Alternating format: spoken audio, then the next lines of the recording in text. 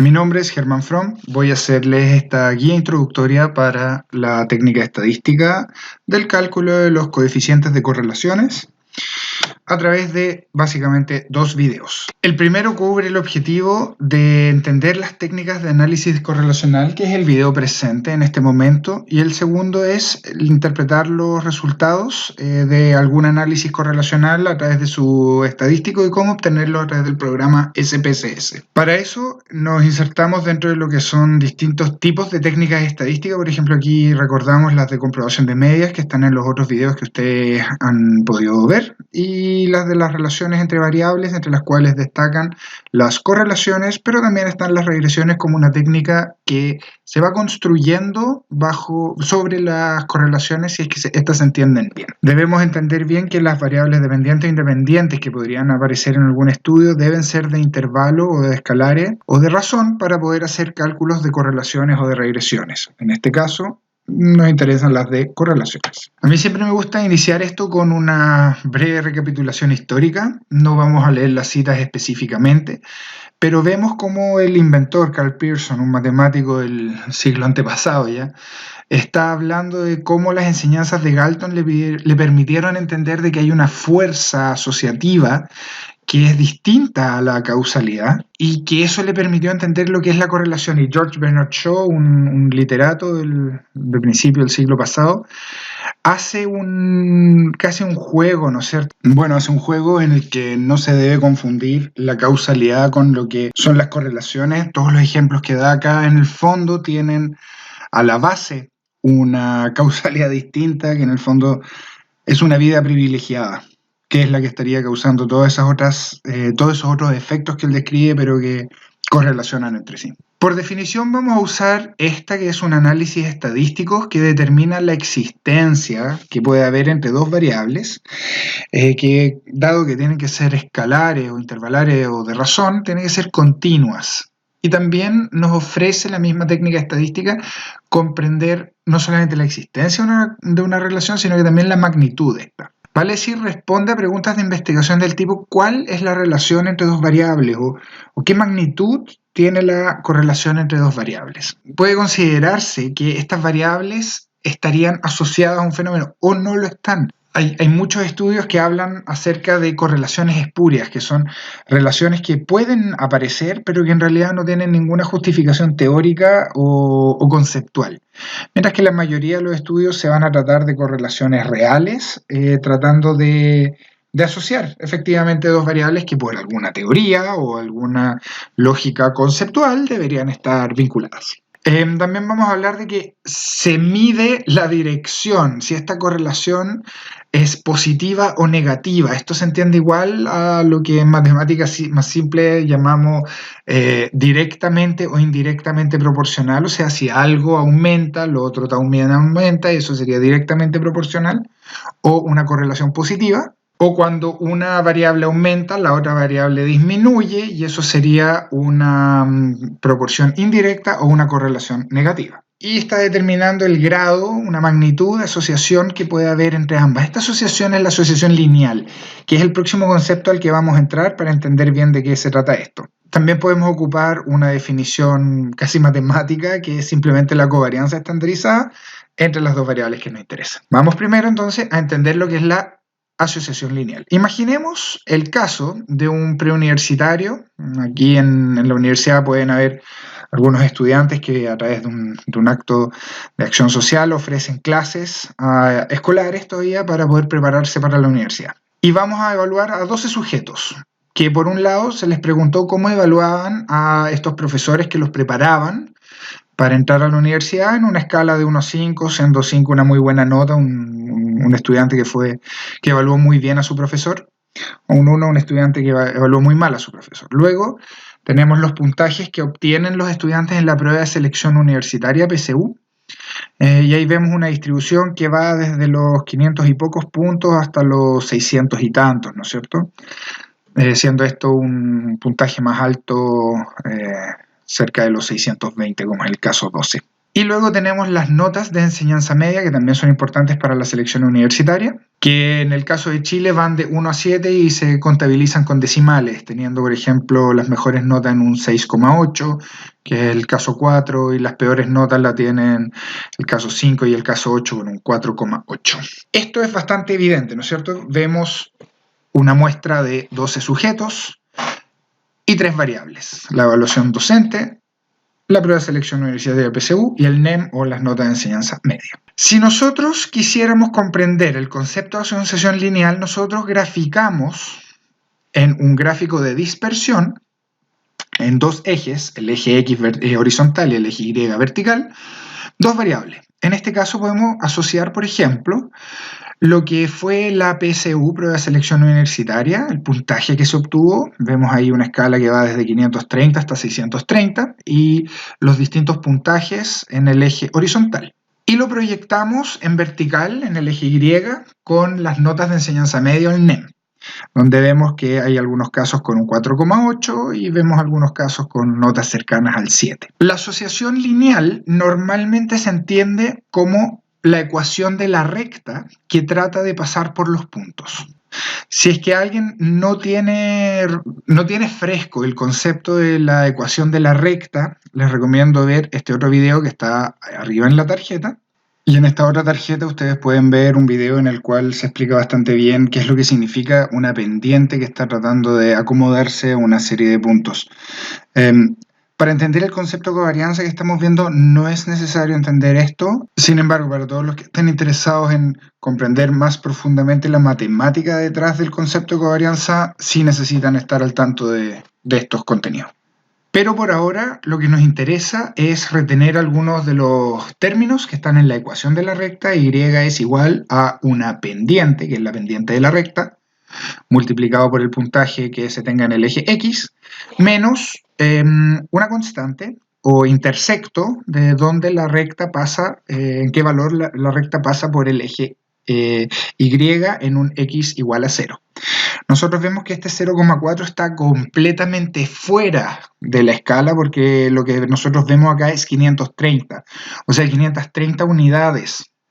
Más a la izquierda de lo que estamos viendo en el gráfico, recién sería el punto donde la recta pasaría por el eje Y. Y el otro valor que nos interesa mucho es el R cuadrado, también lo vamos a llamar varianza explicada, que en este caso es un 0,15, que nos está explicando ya los primeros indicios de lo que es la asociación lineal. Pero primero quiero expandir un poco el ejercicio. Para ello vamos a profundizar un poco el concepto de covarianza. En este gráfico nosotros vemos a 12 sujetos, nuestra muestra de 12, organizados en cuanto a sus puntajes, en este caso solamente en PSU, prueba de selección universitaria, y graficamos en los puntos qué puntaje obtuvo. Y en la línea horizontal nosotros lo que vemos es el promedio que obtuvo esta pequeña muestra de 12 sujetos. Y con las flechas vamos marcando las magnitudes de la diferencia de puntaje que hay entre los sujetos y los promedios. Entonces vemos sujetos que están muy cercanos al promedio, como el sujeto número 9 o el 11, o gente que está muy, muy distante del promedio, como el 3, el 7 o el 12. Si nos fijamos solamente en las magnitudes, se trata del largo de la flecha, independiente si la flecha va hacia abajo, o sea, está bajo el promedio, o la flecha está arriba del promedio. Si hiciéramos esto mismo para las notas de enseñanza media NEM, respecto al promedio que obtiene esta muestra, nosotros obtenemos una lógica muy similar, ahora en rojo, con sujetos que tuvieron notas muy cercanas al promedio, como el sujeto 2 o el 7, y personas que tuvieron notas bastante alejadas del promedio, como el sujeto 4 o el 8, bajo el promedio, el 12 sobre el promedio. La covarianza entre dos variables, X e Y, se calcula a través de la sumatoria de todas estas diferencias entre los sujetos y sus promedios, tanto en la variable X, PSU, o sea, los puntajes individuales menos el promedio, multiplicando las diferencias que hay entre los sujetos en la otra variable, en NEM, entre los puntajes individuales y el puntaje promedio. Y eso, si se divide por los grados de libertad o el número de casos menos 1, nos da lo que es la covarianza. Les voy a dejar un video en el cual se va haciendo todo este cálculo para otro ejercicio paso a paso, pero si hiciéramos el ejercicio para estos datos, obtenemos que la covarianza entre la PSU y el NEM da un 7,99. ¿Qué podemos hacer con eso? En términos sustantivos, ¿podemos comparar esto con algo? ¿Nos dice algo esto? Básicamente no, nos está dando solamente un estimador que no es interpretable en sí mismo entre lo que pasa entre el comportamiento de los datos, la PSU y NEM. O sea, si tengo alto NEM, tengo alta PSU, 7,99 no nos dice nada. Si yo hiciera este ejercicio con el otro par de variables, por ejemplo, pensando que la calidad de los docentes que tuvieron en el preuniversitario podría estar asociada a los puntajes PSU, y hago las estimaciones, obtengo una covarianza de 9,88. Ok, ¿qué quiere decir eso? Puedo decir que la asociación que hay entre la evaluación que hacen de los docentes y la PSU es más alta por ser 9,88 que la evaluación que se hace, que la asociación que hay entre NEM y PSU, que es 7,99. La respuesta es tajantemente no. Estos valores no son comparables entre sí porque están asociados a sus propias escalas. Para que se tenga una medida comparable, esta se tiene que estandarizar. Les voy a dejar también un video de lo que significa estandarizar o tipificar una variable. Una vez que yo hago la estandarización de estas variables, obtengo las correlaciones. Vamos a ver eso en el siguiente paso. Pero funciona a través de las desviaciones estándar. Nosotros ya vimos que las desviaciones estándar nos permitían entender la varianza de una variable en términos de su propia métrica, de sus propias unidades, en su propia escala. Lo mismo que hace la desviación estándar con la varianza, lo hace la correlación con la covarianza. Permite interpretar la asociación que hay entre dos variables, incluso hacerla comparable con otras asociaciones. La fórmula matemática es básicamente tomar la covarianza y dividirla por las dos desviaciones estándar de ambas variables multiplicadas. Con eso lo que estamos haciendo es liberar de las métricas propias de la covarianza este término, y con eso obtenemos la correlación, efectivamente. De alguna manera estamos ocupando un término estandarizado para poder hablar de la magnitud de la fuerza de la asociación entre distintos pares de variables. Esto es lo que llamamos el coeficiente de correlación. Si nosotros hacemos entonces el cálculo para este coeficiente de correlación, también llamado ρ o R de Pearson, nosotros denotamos siempre esto a través de una R minúscula, entre paréntesis, subíndice de las dos variables que se están correlacionando, y obtenemos, por ejemplo, que la correlación entre el NEM y la PSU es igual a 0,39, mientras que la correlación que hubo entre la otra variable que se presentó al principio del ejercicio de evaluación docente y PSU fue igual a 0,32. Entonces, inmediatamente hacemos una pregunta del tipo: ¿con qué correlaciona más fuerte el puntaje en la selección universitaria? ¿Con unas buenas notas durante la enseñanza media, durante la enseñanza secundaria? ¿O con cómo evaluaron a estas personas que fueron a estudiar al preuniversitario a sus docentes? Y la respuesta aquí se hace evidente: la correlación con las notas es un poquito más alta. Los coeficientes de correlación siempre se encuentran entre el -1 pasando por el 0 hasta el +1. ¿Qué significa esto? Primero, el signo positivo o negativo determina si es que la variable correlaciona positivamente o negativamente. Si correlaciona positivamente, ambas variables son directamente proporcionales, o sea, una variable sube, la otra también sube. Si una variable baja, la otra también baja. Mientras que si tienen una correlación negativa, quiere decir que si una variable sube, la otra va a bajar y viceversa. Cuando la correlación es cercana a 0, cuando estamos hablando incluso de valores de 0,1, menos 0,1, estamos hablando de valores cercanos al 0, se habla de que son mayormente independientes, ortogonales o que no tienen correlación. Vale decir que si una variable aumenta o una variable baja, la otra variable simplemente no se va a modificar. Es muy importante no confundir el coeficiente de correlación R con el valor P de significancia estadística que vamos a ir obteniendo en estos cálculos. Este valor P, al igual que en los videos que están arriba en la tarjeta para las pruebas T, se ocupa para compararlo con intervalos de alfa habituales según los tamaños muestrales. Alfas más permisivos para tamaños muestrales de menos de 100 casos, o alfas más restrictivos en caso de que tengamos muestras de más de 100 casos.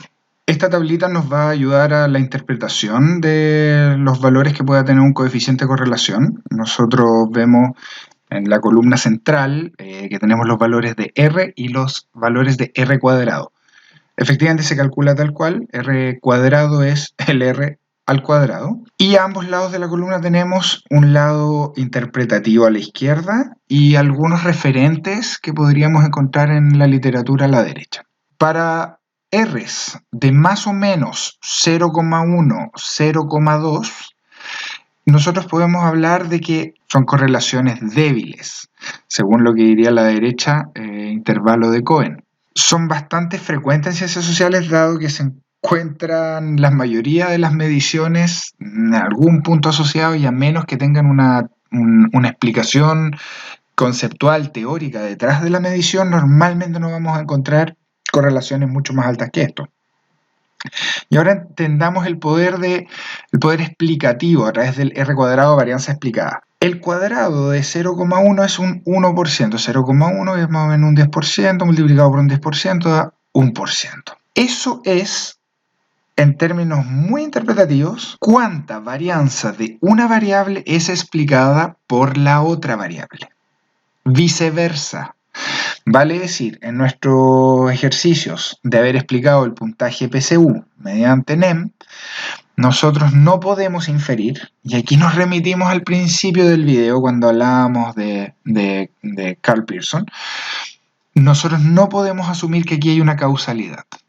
No podemos asumir que las notas determinaron un mejor puntaje en la selección universitaria. Y aquí nos acordamos de Shaw, que nos dice, puede haber un tercer factor que no está siendo observado, que no está siendo medido, explicando la correlación entre ambos. Seguimos con los valores R.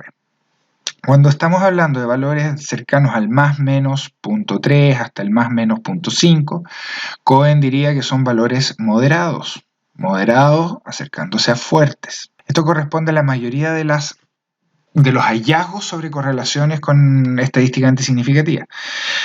Una correlación que ya está entrando en el rango de fuerte, 0.05, menos, o menos 0.05, está explicando solamente un cuarto, un 25% de la varianza de la otra variable. Esto sigue siendo bastante precario, bastante débil, pero es con lo que trabajamos normalmente en ciencias sociales. Matemáticamente, la fuerza de la asociación podría ser entonces de un 25%, según lo que dice el R cuadrado. Cuando ya entramos a los rangos de correlaciones más bien fuertes, sobre 0.5, acercándose hasta al 0.7 más o menos, ya estamos acercándonos a un 50% de varianza explicada.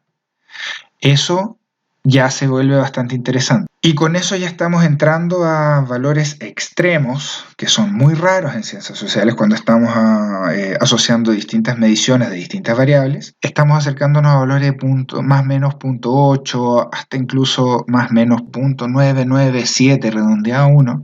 Nosotros estamos hablando de que ambas variables están tan relacionadas que se están explicando el 99 o casi el 100% mutuamente. Esto normalmente se entiende más bien como un error de medición o un fenómeno de colinealidad entre ambas variables que un hallazgo propiamente tal. Vale decir, podríamos estar midiendo de dos maneras un poquito distintas el mismo fenómeno. Sin embargo, también hay que observar cómo ocupan los psicometristas estos intervalos. Los psicometristas tratan de armar constructos, ¿no es cierto? Cuando esto sucede, yo estoy buscando distintos aspectos de una misma cosa y espero que estos distintos aspectos correlacionen más fuerte entre sí. O sea, correlaciones bajo 0.5 son consideradas más bien débiles. Y uno espera encontrar correlaciones cercanas al 0.8. Asimismo, si yo estoy buscando, por ejemplo, ítems de un cuestionario, yo espero que los ítems correlacionen con el promedio total del cuestionario de una forma un poquito más alta. Si no, me pregunto qué es lo que hace el ítem en ese cuestionario. Y el otro valor que se obtiene al calcular correlaciones, sobre todo con programas estadísticos, no así con el Excel como se puede ver en el video de la tarjeta, es el valor P, la significancia estadística. Para ello nosotros tenemos la columna también con los rangos. A la izquierda esto tiene que ver con los tamaños muestrales en los cuales uno debería estar ocupando el alfa, ¿no es cierto?, este intervalo de confianza. Cuando nosotros tenemos P que están por sobre el punto 0,5, nosotros nunca deberíamos considerar que esta correlación fue medida de forma confiable. Uno debería decir, tenemos una correlación, tenemos una magnitud dada por el R, por el coeficiente de correlación, pero no podemos asegurar que en cualquier otra muestra esto vaya a ser así. En otro espacio, en otro tiempo, con la misma muestra en otro momento, o con una muestra más grande. Puede ser que los Rs se alteren significativamente. Cuando yo encuentro Rs que están asociados a un P que está entre el punto 0,5 y el punto 0,1, yo puedo hablar de que son Rs confiables para muestras con menos de 100 casos. Cuando yo obtengo un P tan bajito que es menor a 0,01, yo normalmente voy a trabajar con que esto es confiable, a menos que mi tamaño muestral sea menor a 30. Menor a 30 es muy poco recomendable trabajar con correlaciones. No viene al caso explicarlo, pero no lo hagan. Y finalmente tenemos una interpretación para esto, que es la significancia estadística. Dice, no es estadísticamente significativa si es que los P no se ajustan a los intervalos de alfa que corresponden a los tamaños muestrales. ¿Cómo se reporta esto? Se reporta a través del estadístico alfa o P. Alfa no es tan correcto porque alfa es el intervalo, P es el estadístico que está asociado a la correlación que estamos calculando. Un poco distinto. Ocupen más bien el P. Pero si yo voy al ejercicio que tengo abajo, en la barra amarilla, y digo, ¿qué puedo publicar en una revista si yo tengo una correlación entre dos variables con los siguientes datos? Tengo un R de punto 53 con un P asociado de punto 0,48.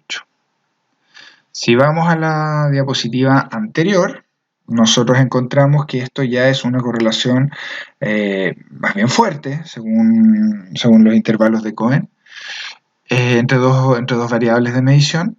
Y con el P, vamos a la diapositiva presente, yo podría decir que es confiable. Yo no podría decir que es confiable si es que mi muestra es mayor a 100 casos, porque debería ocupar el alfa más restrictivo, de 0,01. En cambio, si mi muestra es más bien pequeña, 60 casos, 70 casos, yo podría ocupar el alfa un poco más permisivo de 0,05 y ahí yo voy a encontrar que estoy justo por debajo de ese alfa con este valor P. Cuando yo estoy trabajando correlaciones, yo hago cálculos a través de matrices de correlación. Esto es una matriz de correlaciones tal como la entrega el SPSS. Yo aquí puse las tres variables de nuestro ejercicio, la evaluación docente, la prueba de selección universitaria y el NEM. Y nos topamos con que la matriz se configura como una tabla. Primero vemos una diagonal en la cual siempre se cruza una variable consigo misma. Este valor siempre tiene que ser 1, porque es la correlación máxima. Una variable consigo misma tiene toda la covarianza explicada. Si hiciéramos el cálculo, tiene que dar 1. Y ahí se forma un eje de simetría, sea encima de la diagonal o debajo de la diagonal. Podemos ver estos valores en cualquier lado del eje de simetría. Por ejemplo, la evaluación docente correlaciona con la prueba de selección universitaria en un punto 325. ¿El nivel de significancia es confiable? Con un 0,3 no estamos en ninguna alfa, por lo tanto no deberíamos poder decir con 12 casos menos de que la correlación esta es confiable. Es la correlación de esta muestra, más no es una correlación que podría ser representativa para otros estudiantes, estos mismos estudiantes en otro tiempo o cualquier otra alteración que no sea este estudio particular. Por otro lado, la evaluación docente y las notas de enseñanza media correlacionaron más fuerte, casi 0,5. Uno podría decir, oh, está en un tramo llegando fuerte, moderado, pero más bien alto.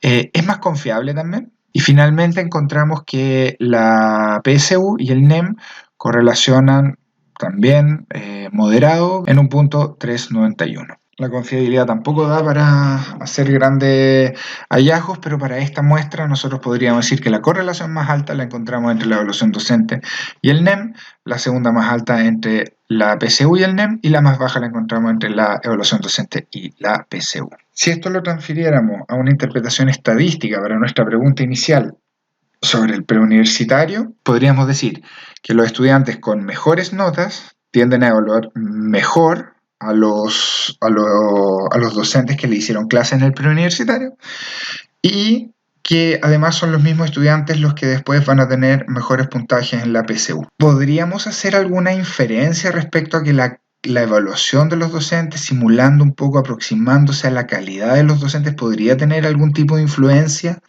en los puntajes PSU?